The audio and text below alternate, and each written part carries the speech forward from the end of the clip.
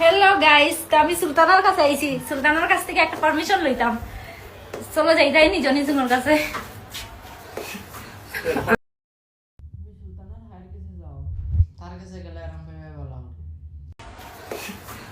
আমি দুঃখিত।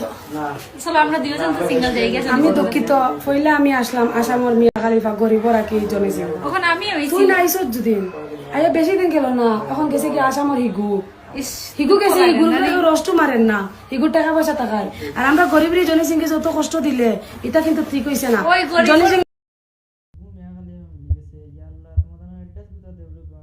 খালিফা আমরা দুইজন আছি, আর গরিব গরিব কে কে আসা এই যাও সব। জনি সিং ভাই তোমার কই আসো না আমার, তুমি ওগো ট্রান্সলেট করো আর জলদি আমরা দুই নেও।